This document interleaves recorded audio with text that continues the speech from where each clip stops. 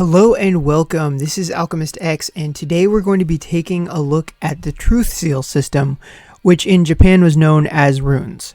So first of all, what are these seals?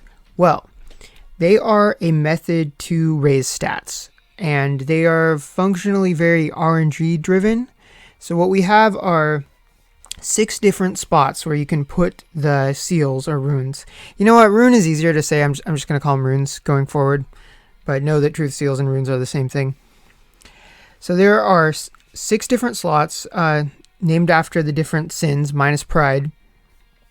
And then in those slots, there are different types. So there are multiple sets. After this brief overview, I'll go into detail about what the sets are and what they do. But just as a model, my soul here, it has the sorcery set equipped. And it is a 4-piece set. And then when he has that, he gets a bonus of M attack plus 10%. And then the seals themselves also have individual stats, such as this P attack plus 58 or this M attack plus 60. And so that is their base stat. And then there is a system to level them up, which increases the base stat, and then you can awaken them and give them substats. And this is all RNG, by the way, in terms of what they have in the substats. For the base stats, there are fixed outcomes depending on the seal. But in terms of the substats, there's a lot of options, so you'd have to use a lot of materials. So let's look at raising one of these runes up. Let's just pick this Wrath one, which is luck, which is not even that important for soul, but just to showcase it, let's see what this enhance looks like, because I haven't enhanced this one yet. So these ones are going to take Zenny. There are 5-star runes out there, but right now they're just kind of pay to win-ish as far as spending gems goes. So I'm not interested in that. And then there's also for having to awaken them. We'll see that in a second. I don't think I have any of the materials that a 4-star will require. You can buy them in the secret shop at the Truth Seal shop if you really want them. For me, I'm not worried about that right now. There we go. So we got luck up. It was like 39 before, now it's 44. And then if I wanted to awaken it, I can't because I don't have the material. But what about this 3-star one? I might have a material for that. Let's take a look. This guy's crit. That's slightly more important than luck. Alright, let's get this guy going. I don't remember if I got... what they're called is seal alchemy ore. And they're different ones for the different rarities of the seals or runes. Now this one I do have one. So you know what, just for showcasing purposes, let's awaken this guy and see what substat it gets.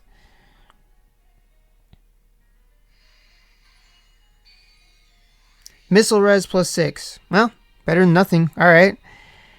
Cool. And then so what you can do is you can do that up to 3 times. So you end up with 3 different substats. And then you can also use a different item. I think it's like the Scales of Enlightenment.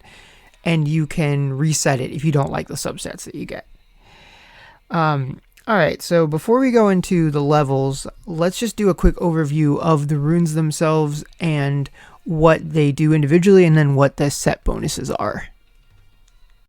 Okay, so credit to the Gamepedia Alchemist code site for providing the following information. But first up, I have a graphic of the different seal types by their sin name, and then what the possible main stats are and their ranges in terms of 3-star, 4-star, and 5-star, and then what their substats can be. And eventually they've put in a kind of mnemonic device of the different seal types have different shapes. So eventually you'll learn to associate the different shape types, like the teardrop being envy and the, like the square being lust, etc. And so regardless of what set bonus you're going for, this information is not going to change. So if like envy is going to give you P attack or dex, and sloth's always going to give P attack, crit, etc. So the main differences are what substats you might be getting if you're awakening them.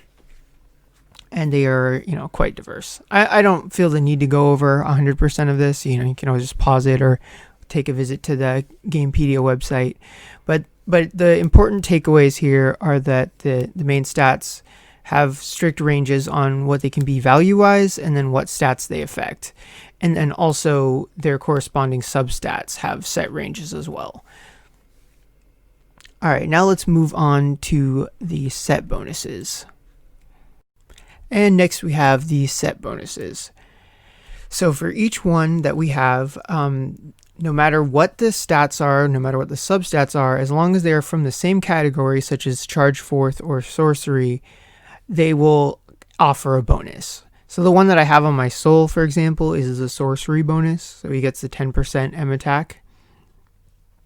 So when you're considering what runes to put on your character, this should be, I think, a pretty big motivator, especially at first, because right now, especially for 4-star seals or runes, there are not really enough of those items to awaken them. So doing substat min-maxing is not really going to be viable unless you're willing to just throw a truckload of gems at the situation, which I would not recommend doing, especially not this early on.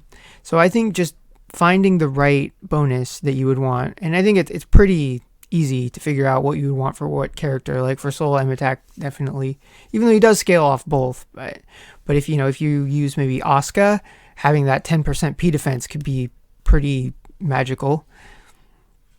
So they just require a set number. For the Charge Forth, Sorcery, and Life Cycle, it's 4, and then Robust and Magic Circle is 2.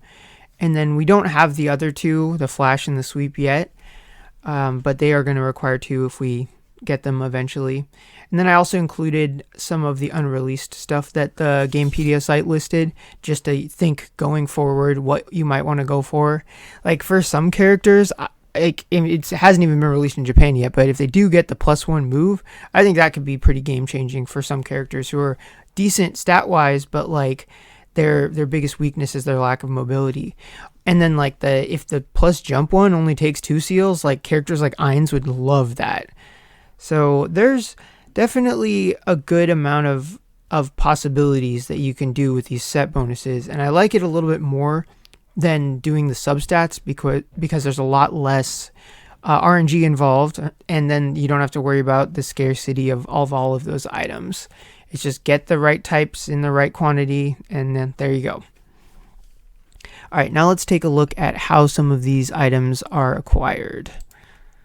Okay, an important note before we continue is that you can only have 50 of the runes in your storage that's at once, at least by default. You can spend gems to make your storage bigger. Again, not something I recommend unless you live in an ocean of gems.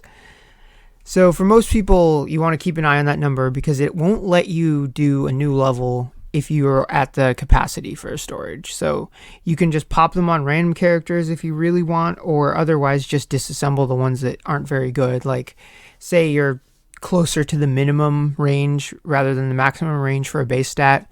That's good for disassembling, and when you get them disassembled, you'll gain materials for them. Depending on the success level of the disassembly, you could get more materials and then sometimes other bonus items. But anyway, on to the actual acquiring materials themselves. So for the seals, there's a level. You have to be player level 150 to be eligible for it. And there's a normal, a hard, and an EX. And they drop varying levels of rarity depending. The max for seals from the levels is still only 4 stars. So if you want to get 5 stars, it seems like you just have to buy them like with gems or in packages or whatever. So that makes it a little, pay to play ish, which I don't love, but whatever. And then for the enhancement stones, which are what you're going to use to raise the base stats, disassembling old seals will get them, and then the secret shop and then random packs will have them too. They also just gave us a bunch of them for free too, so you'll be kind of set at least for a while. And then eventually, as that starts to wane, I'm assuming for most people, disassembly is going to be the number one source.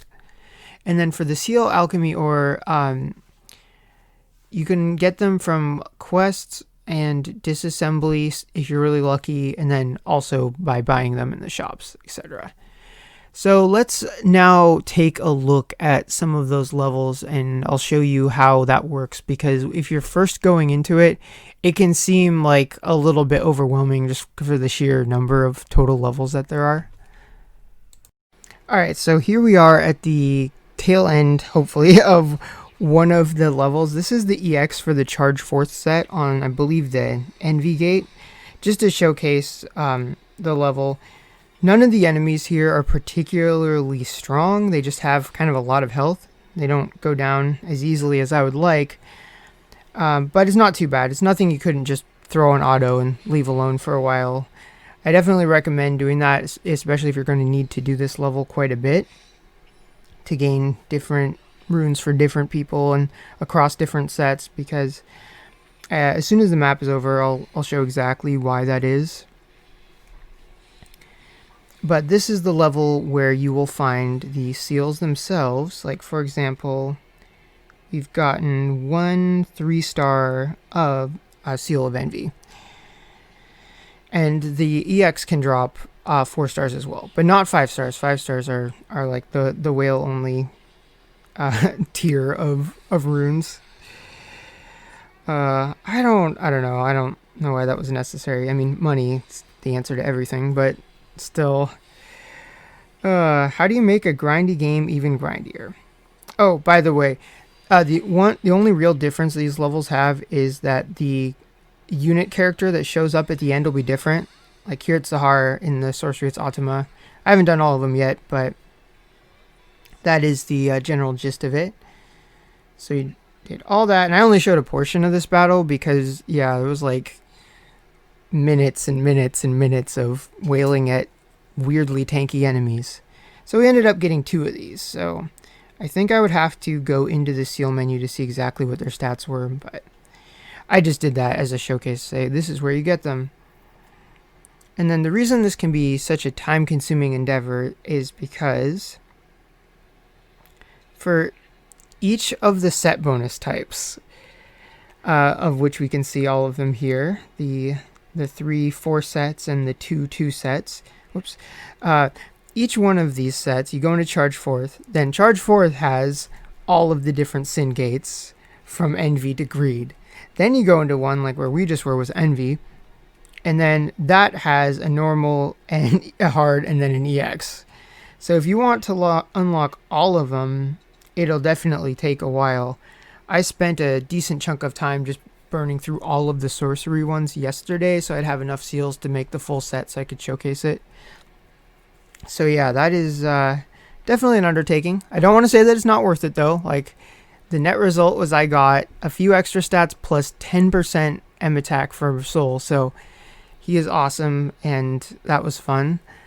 I'd like to do a showcase for him and for Ainz. I might wait until I get narrow and just not knock all 3 out at the same time. But yeah, that depends. But anyway, so that is it for the rune system. I don't love it. I don't hate it.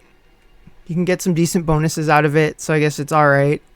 A lot of it can be done AFK, so that's like an important thing to take away from it. If just the sheer number of levels and resources is starting to make your head spin. Just, dip your toes in at first, see what seals are, what base stats you want, what set bonuses you want, and eventually it'll become just another natural part of the game. Kind of the way Enlightenment was awkward at first, and now it's just a normal part of the game. That's just how these things work. So alright, well, enjoy hunting for runes, and I will see you guys next time.